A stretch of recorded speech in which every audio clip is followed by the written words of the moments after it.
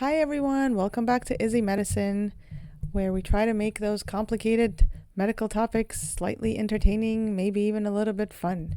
Today we are diving in to diabetes mellitus. This is part 2 of the lecture. In part 1 we covered what diabetes is, how it presents, type 1, type 2, diabetic crises, and chronic complications. Today we're going to talk diagnosis, treatment, and prevention.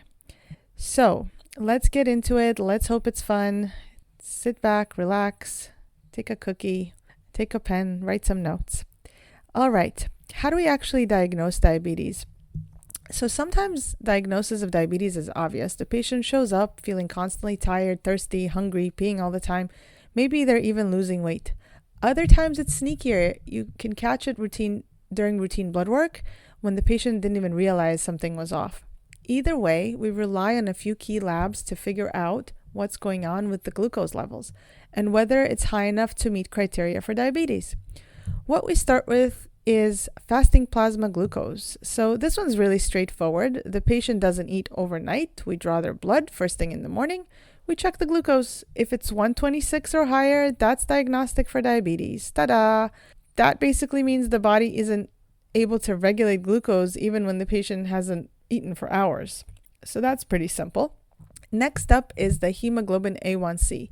What this does is it gives us the big picture. It tells us how much glucose has been sticking to the hemoglobin and red blood cells over the past 2 to 3 months. If the hemoglobin A1C is 6.5 or higher, that confirms diabetes. This test is great because it reflects chronic exposure, not just a one-time spike. It helps us monitor treatment as well. And it also shows us whether the patient has been adhering to treatment. Next up is we have oral glucose tolerance test. This is when the patient drinks a sugary solution, and then what we do is we check their blood sugar 2 hours later. If it's 200 or above, that means that it's diagnostic for diabetes. This one is most often used in screening for gestational diabetes, but it can be used in regular non-gestational diabetes context as well. Now, what if someone walks in with classic symptoms we've talked about, intense thirst, constant urination, unexplained weight loss, and their random glucose is 200 or higher? That's also enough to diagnose diabetes right then and there. Symptoms plus elevated glucose seals the deal. Now that we diagnosed our patient with diabetes based on those several tests or one test or two tests, how do we know it's type 1 or type 2? How do we know? So a lot of times the patient's history gives it away. A thin teenager who lost weight quickly and then ended up in DKA, that's pointing towards type 1. A middle-aged adult with obesity, hypertension, and slow onset fatigue, that's metabolic syndrome, probably pointing towards type 2. But if the picture isn't clear, we have more labs to help. Yay labs! Yay science! Yay progression of medicine. One of the most helpful tests is C-peptide. What C-peptide is a byproduct made when the pancreas produces insulin. So if C-peptide is low, the pancreas isn't making insulin, and that points towards type 1, where we know that insulin is at 0. If it's high or normal, that means the pancreas is still producing insulin, which fits with type 2. We can also check for autoantibodies like anti-GAD or anti-islet cell antibodies, which are markers of the autoimmune destruction happening in type 1, and that can point us in that direction. So to summarize, fasting glucose of 126 or above, hemoglobin A1C of 6.5 or above, oral glucose tolerance test at a 2-hour glucose of above 200, or a random glucose of 200 with symptoms, those all confirm diabetes. And we figure out which type based on a combo of history, clinical clues, and lab testing. Okay, so now that we know how to diagnose diabetes, we need to know how to treat diabetes. So let's review how we treat and how the treatment differs between type 1 and type 2. Let's start with type 1 diabetes. This one's pretty straightforward in concept. As we know, the pancreas isn't making any insulin, so we're not trying to boost the body's response to insulin or slow glucose absorption. We're simply replacing what's missing. That means giving insulin from the outside. And to mimic that and what a healthy pancreas would normally do, we use 2 types of insulin, a basal insulin, which acts like a steady background drip throughout the day, and a bolus insulin, which kicks in around mealtime to manage the glucose spike from food. Together, this is what we call basal-bolus regimen, and it's the most physiologic way to treat type 1 diabetes. Basal insulin is our long-acting insulin, like glargine or detamir. It provides a flat, steady level of insulin that lasts about 24 hours. We usually give it once a day, either at bedtime or around the same time daily, and it keeps the glucose stable when the patient is not eating. Bolus insulin is the rapid-acting ones, like Lispro or Aspart. They act fast and are taken before meals to cover the glucose surge from eating. So a typical patient might get 1 dose of long-acting insulin in the morning or at night and a small dose of rapid-acting insulin with each meal. As for how much insulin to give, we usually start with a weight-based total daily dose, around 0.5 units per kilogram per day, and then we split it about half for basal, half for bolus. And from there, what we do is we fine-tune. We fine-tune the dosing based on their blood sugars before meals and at bedtime, their hemoglobin A1C, how they're feeling overall, whether they're having hypoglycemic numbers, whether they're having hyperglycemic numbers. And this is where patient education becomes really huge. Patients need to understand how food, activity, stress, illness, how all of that impacts their blood sugar.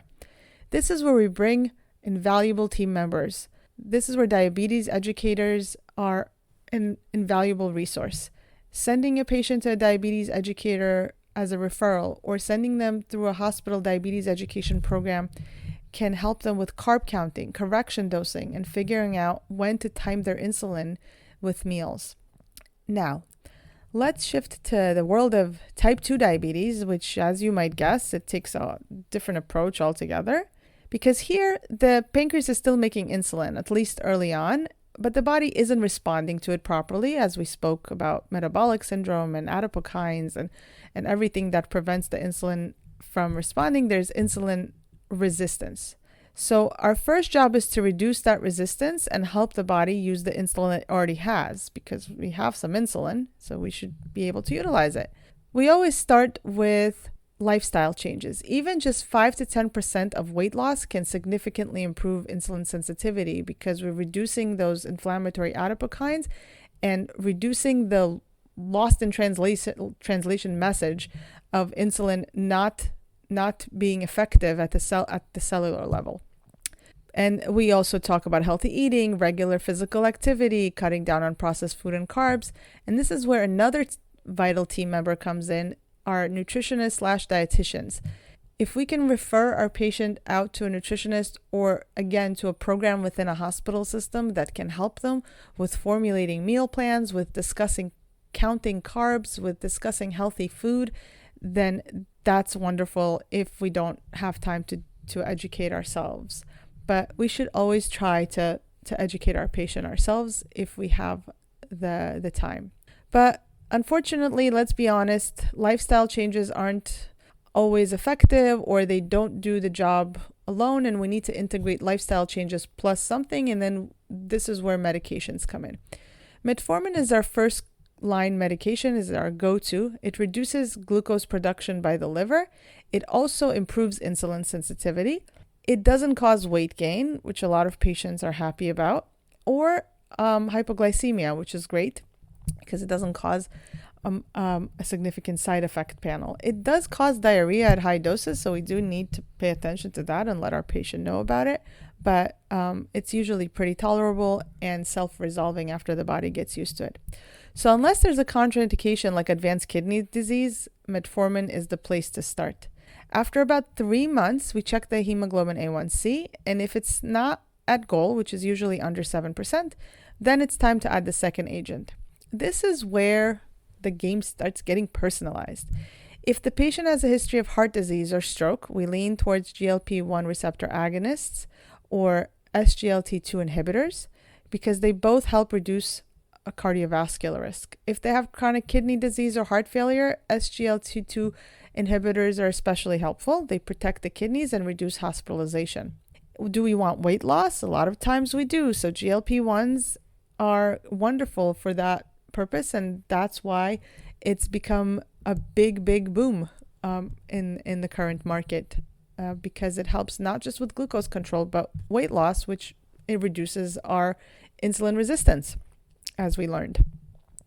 Unfortunately, sometimes patients can't afford medications because they are expensive. So if we have affordability as a concern, we might turn to older drugs like sulfonylureas or TZDs. They are out of favor as second-line medications because they carry more risks like hypoglycemia and weight gain, which really complicates things, especially in our elderly patients. But if we do need to use them and we don't have any kind of resort to more expensive medications, we monitor closely. So what we do at this point is we layer treatment, lifestyle changes, metformin, then a second drug based on their comorbidities and preferences. And if needed, we go to a third agent or add insulin. When do we think about insulin? We think about insulin when the hemoglobin A1C is very high at diagnosis, or there are signs of catabolism like weight loss, or if the patient tried multiple oral agents or injectable agents and they're not successful. And the hemoglobin A1C level that we consider starting insulin at diagnosis is above 9.5%. And what we do in these cases, whether we're starting or we're adding, we start with basal insulin, something like glargine, which is the once-a-day long-acting stable insulin. And then if we need to still, we add insulin at mealtimes later. And we're basically using the same framework of basal-bolus that we use for type 1. And that's that. Now let's talk about how we treat diabetic emergencies that we learned about in part 1, DKA and HHS. Although they present differently, they share a lot in terms of how we manage them. So they look different on paper. One has ketones and acidosis. The other one has sky-high sugar and mental status changes. The initial steps are very similar. We focus on 5 main priorities: fluids, potassium, insulin, glucose control, and transitioning to long-term care. First up is fluids. These patients are very dehydrated. Remember, when glucose spills into the urine, it pulls water with it. That's called osmotic diuresis, and the patients lose liters of fluid. So the first thing we do before anything else, we give IV fluids. We usually start with normal saline or lactated ringers. A typical adult might get a liter or 2 quickly of bolus up front, and then we follow it up by a steady rate, and that depends on vitals, labs, and urine output. Just restoring the fluids alone often brings the blood sugar down significantly, and because circulation improves and kidney function improves and things stabilize. Next, and this is a very, very important step, before starting insulin, we must check potassium. This one's critical. Why? Insulin moves glucose into the cells, but it also moves potassium into the cells. So if the patient's potassium was low, giving insulin before checking potassium can cause dangerous hypokalemia and lead to arrhythmias. So we check the basic metabolic panel right away. If the potassium is below 3.3, we hold the insulin, we give potassium, we recheck. Once it's above 3.3, it's safe to start insulin. So we're good to go. Then we move to insulin therapy. Fluids, potassium is okay, start IV insulin. In DKA, where there's no insulin at all, as we know, glucose can't enter cells, so the body turns to fat for energy, and this produces ketones. Ketones are acidic, as we learned, and when they build up, they cause metabolic acidosis. So what happens is, when we give insulin, it stops the fat breakdown, the ketones start clearing, and the glucose is able to move into the cells. We track the effectiveness of treatment of DKA is by watching the anion gap. We check it on a metabolic panel, and the anion gap is wide when we're acidotic, and it closes when the acidosis resolves. So as the number of ketones starts reducing, this calculation of anion gap starts resolving. In HHS, there's no issue with ketones or acidosis, as we learned previously. It's just very, very, very high sugar and dehydration where the blood osmolality is super, super high. And while we still use insulin, we're not monitoring the anion gap so much. We're just focused on slowly lowering glucose and correcting this hyperosmolar state of syrupy blood. What happens at some point is that glucose levels start to drop, which is good, but sometimes they drop before ketones are fully cleared or acidosis is resolved, And that's where we add sugar back in. I know it might sound really strange, but what we're trying to do is we're trying to prevent hypoglycemia. So when glucose gets to about 200 in DKA or about 250 to 300 in HHS, we add dextrose to the IV fluids like D5 half normal saline. So this allows us to keep giving insulin to let that anion gap close, let those ketones clear and correct the acidotic state without causing hypoglycemia. Once the patient stabilizes, they're eating, the anion gap is closed, labs look good, we make the switch from IV insulin to subcutaneous insulin. So this is where we usually start the basal-bolus regimen. We overlap it with the first dose with the IV drip that we already have going for about 1 to 2 hours. So there's no gap in insulin coverage. And again, that's usually based on weight and glucose trends we decide, or the patient's previous basal-bolus regimen. So let's recap. Rehydrate with IV fluids. Check and correct potassium. Start IV insulin once the potassium is safe. Add dextrose when glucose drops to protect against hypoglycemia, and transition to long-acting insulin when stable. Of course, throughout all of this, we're closely monitoring vitals, electrolytes, pH, and of course the mental status to make sure that their brain is getting the nutrients and the oxygenation that it needs. So now that we've learned how to treat the crises, we have to think ahead, because diabetes isn't always about crises and the blood sugar in the moment. It's about what comes down the road if we don't take care of the issues. It's about complication prevention. So once the patient is diagnosed with diabetes, whether it's type 1 or type 2, we have to think long term. How do we protect the organs that are most vulnerable to this high blood sugar? Let's walk through the big ones. We already discussed the complications, so this is going to be a little bit of a review. Let's start with the eyes. Chronically high glucose damages the tiny vessels in the retina. This leads to diabetic retinopathy, and patients often don't feel it until it's far along. They don't always feel it until there's blurry vision, vision loss, floaters. This is where a yearly dilated exam comes in, and it's so important. If we catch it early, we can control the glucose more tightly, manage blood pressure to reduce vascular pressure, and refer to ophthalmology for treatments such as anti-VEGF injections or laser therapy to prevent vision loss. Next up, the kidneys. Again, the glomeruli are those little delicate filters. They're super sensitive to glucose. They get thickened, they get leaky, and we start seeing albumin in the urine. That's our first clue. So we screen annually with the urine albumin to creatinine ratio. If it's elevated, we start or adjust ACE inhibitors or ARBs to help protect the kidneys, even if the blood pressure isn't crazy high. So a lot of diabetics are on ACE inhibitors and ARBs, regardless of whether they have high blood pressure, because these medications are kidney protective and it helps. We also keep glucose under control very, very tightly. Now for our nerves. We discussed neuropathy. It shows up in sensory and autonomic. We start with the toes and move upwards if it's sensory. We have stocking glove distribution. Patients describe tingling, burning, numbness, pain. If they lose sensation, they might not notice injuries, as we spoke, which can lead to ulcers, infections, amputations, and combined with poor circulation, there's bad wound healing overall.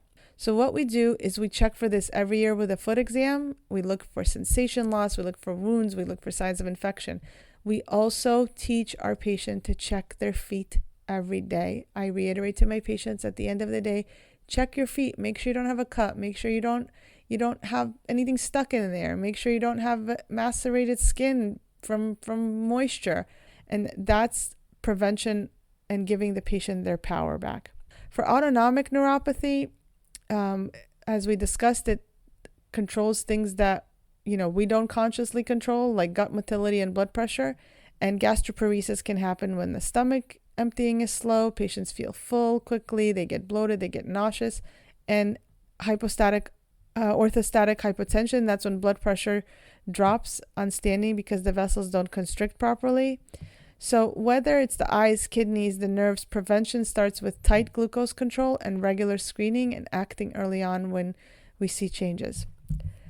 And then we leave the big one for last, cardiovascular disease.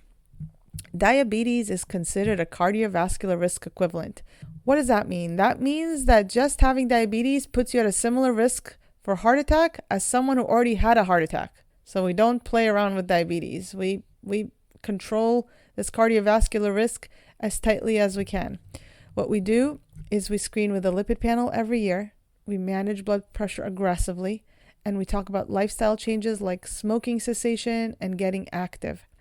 Most of our diabetic patients are on a moderate to high intensity statin. Even if their LDLs aren't very high, we want that LDL under 70.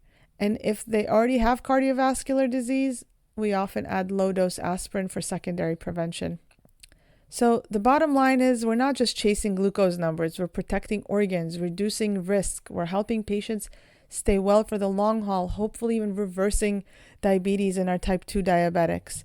It doesn't stop at hemoglobin A1C. We have to monitor for complications so the patient doesn't lose a limb, go into renal failure, or lose vision. So that's it. I hope that you enjoyed. We covered a lot today. I hope you learned and that it was helpful.